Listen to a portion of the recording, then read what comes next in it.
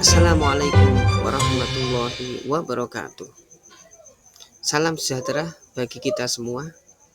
Halo teman-teman, pertama mohon izin memperkenalkan diri terlebih dahulu. Nama saya Muhammad Rafi'i, mahasiswa UIN Syaiber Syekh Nurjati Cirebon, kelas B20, Prodi Pendidikan Agama Islam. Pada kesempatan ini saya akan memaparkan sebuah materi kaitannya dengan peran guru. Mungkin tidak asing lagi di pendengaran teman-teman semua dengan istilah guru. Lalu siapakah guru itu? Apakah hanya sekedar profesi, pekerjaan saja, atau bagaimana? Mari kita pelajari lebih lanjut. Baiklah, pada slide ini ada beberapa pokok pembahasan yang akan kita bahas kaitannya dengan guru. Yang pertama yaitu definisinya, kemudian kita bahas perannya apa, lalu tugasnya, kewajibannya, lalu hak-haknya, dan yang terakhir kesimpulan. Kita lanjut ke definisi guru ya. Menurut Undang-Undang Nomor 14 Tahun 2005 tentang guru dan dosen, dijelaskan bahwa guru yaitu pendidik profesional yang bertugas mendidik, mengajar, membimbing, mengarahkan, melatih, menilai, dan mengevaluasi peserta didik yang menempuh pendidikan pada usia dini, pendidikan dasar, pendidikan menengah, dan jalur pendidikan formal. Jadi istilah guru menurut undang-undang ini itu hanya dibatasi sampai dengan pendidikan kelas menengah. Jika itu jenjang yang lebih atas maka tidak diistilahkan oleh sebutan guru. Kemudian ada lagi menurut KBBI, walaupun di slide tidak dicantumkan, bahwa guru yaitu orang yang kerjanya mengajar atau profesi, baik itu di perguruan sekolah ya, ngajarnya baik itu di gedung tempat belajar, di perguruan tinggi, di sekolah tinggi, dan di universitas. Ini jadi lebih lengkap. Kalau ini dari jenjang yang paling bawah sampai dengan yang paling atas itu ketika dia sebagai pendidik, pengajar, maka disebut sebagai guru. Kemudian ada lagi definisi menurut Ngalim Purwanto. Guru yaitu orang yang pernah memberikan suatu ilmu kepada seseorang maupun sekelompok orang. Ini malah lebih luas lagi, tidak ada kaitannya dengan profesi. Dari 3 definisi tersebut itu dapat kita ambil beberapa kesimpulan. Yang pertama, menurut undang-undang dan KBBI bahwa istilah guru itu merupakan sebutan untuk profesi atau pekerjaan yang kaitannya dengan mengajar, membimbing, mendidik, memberi arahan, memberi pelatihan, dan melakukan evaluasi pada peserta didik. Jadi sebutan bagi orang-orang yang memiliki profesi kependidikan seperti guru-guru di sekolah, itu kalau menurut undang-undang dan KBBI. Lalu kesimpulannya yang kedua itu menurut Alim Susanto bahwa sebutan guru itu bagi orang yang memberikan ilmu tanpa melihat embel-embel profesi, tanpa melihat latar belakang pendidikannya atau legalitas kependidikan, dan tanpa melihat di mana dia memberikan ilmunya. Jadi tidak harus di tempat pendidikan, bisa di jalan mungkin kalau menurut ini ya, mungkin bisa juga di kebun atau dimanapun. Ketika dia memberi ilmu maka disebut guru menurut Ngalim Susanto. Akan tetapi untuk pembahasan ini itu kita lebih memfokuskan pada guru, yaitu seseorang yang berprofesi sebagai pendidik, sebagai pemberi arahan, sebagai pembimbing, dan sebagai pengajar seperti guru-guru yang ada di sekolah. Itu yang kita lebih fokuskan untuk membahas.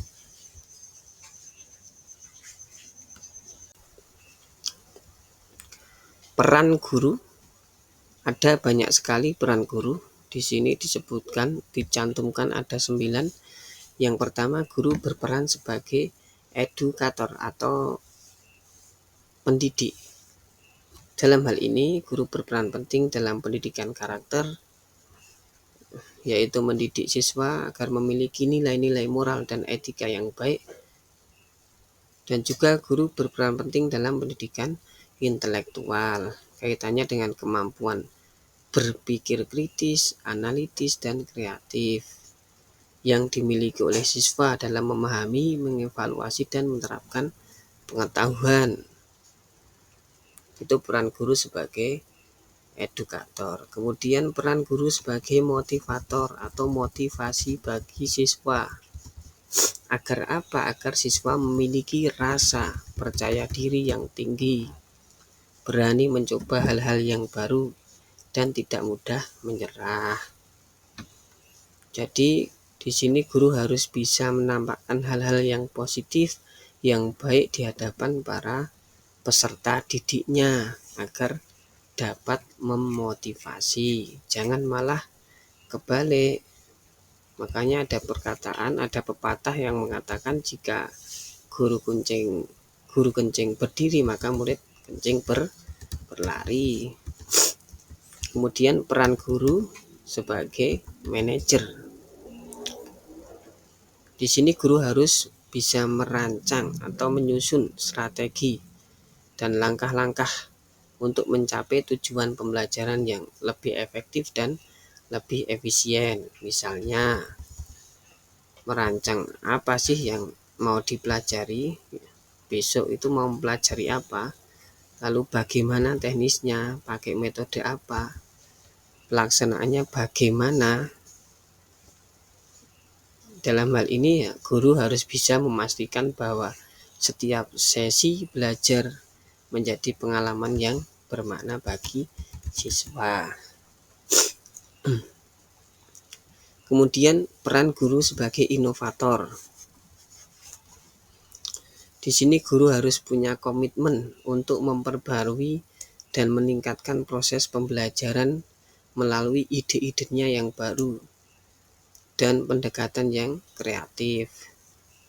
Inovasi ini tujuannya untuk menciptakan lingkungan belajar yang lebih menarik, lebih efektif, dan lebih relevan dengan kebutuhan siswa serta perkembangan zaman. Jadi guru harus selalu update, terutama update pengetahuannya. Lalu peran guru sebagai fasilitator.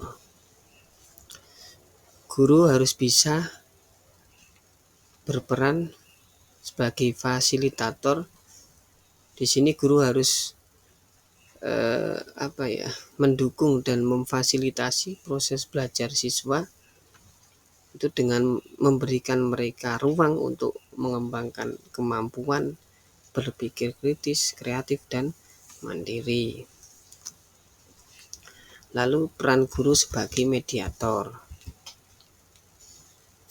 Guru berperan sebagai penengah yang menjembatani komunikasi, pemahaman, dan hubungan antara siswa serta antara siswa dengan lingkungan belajar mereka. Lalu peran guru sebagai administrator, di mana guru yang bersangkutan di sini harus mau mencatat keseluruhan individual muridnya, misalnya dengan mengisi absen, mengisi rapor, membuat arsipan, membuat catatan, dan sebagainya. Hal ini diharapkan dapat menjaga anak yang bersangkutan untuk selalu berjalan di jalur yang Benar. Lalu peran guru sebagai supervisor. Di sini guru harus bisa memberikan pengawasan terhadap perkembangan peserta didiknya. Bagaimana perkembangan materinya, nilainya bagaimana, materinya apakah sudah paham atau belum, sampai mana itu harus diperhatikan, nilainya bagaimana, baik atau jelek, naik atau turun ya. Ini merupakan peran guru sebagai supervisor. Lalu peran guru sebagai evaluator itu yang terakhir di sini. Di sini guru harus bisa menilai sejauh mana siswa telah mencapai tujuan pembelajaran dengan melihat pemahaman, keterampilan, serta perkembangan karakter siswa setelah proses belajar berlangsung. Jadi guru harus bisa mengevaluasi bagaimana siswanya itu bagaimana. Apakah meningkat atau tidak, karakternya bagaimana. Tuh fungsi atau peran-peran yaitu peran-peran guru itu ada 9.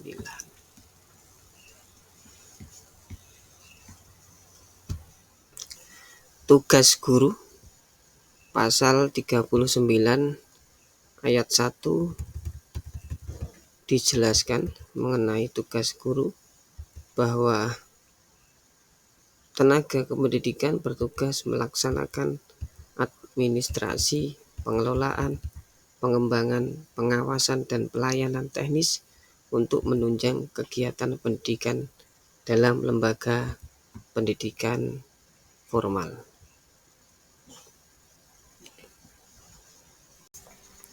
Lalu pada pasal 39 ayat 2 dijelaskan bahwa pendidik merupakan tenaga profesional dengan tugas utama melaksanakan proses pembelajaran, menilai hasil pembelajaran, melakukan pembimbingan dan pelatihan, serta penelitian dan pengabdian pada masyarakat, terutama bagi pendidik perguruan tinggi.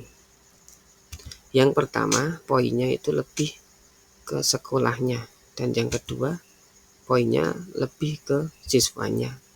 Jadi tugas guru bukan hanya pada siswanya saja, akan tetapi juga pada instansi tempat dia bernaung atau mengajar.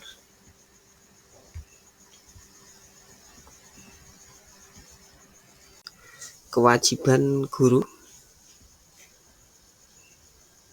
Pada slide ini ada 4 kewajiban guru. Yang pertama itu menjaga etika profesi, yang mencakup tanggung jawab moral, integritas, dan sikap profesional dalam mendidik dan membimbing siswa. Etika profesi ini sangatlah penting. Karena apa? Karena menjadi panduan bagi guru untuk menjalankan tugas dengan adil, jujur, dan penuh dengan tanggung jawab. Kemudian kewajiban yang kedua yaitu mengikuti perkembangan ilmu pengetahuan. Tujuannya agar selalu relevan dan efektif dalam mendidik siswa di dunia yang semakin berkembang. Lalu kewajiban yang ketiga, berpartisipasi dalam kegiatan pengembangan profesional sebagai bagian dari upaya meningkatkan kualitas pendidikan dan memenuhi tuntutan perubahan dunia pendidikan, misalnya mengikuti workshop, seminar, kursus, dan kegiatan yang bertujuan meningkatkan kompetensi guru. Kemudian kewajiban yang keempat itu memenuhi standar pelajaran yang ditetapkan. Ini mencakup beberapa aspek seperti materi pelajaran, metode pengajaran, dan penilaian hasil belajar yang semuanya dirancang untuk memastikan siswa mencapai kompetensi yang diharapkan.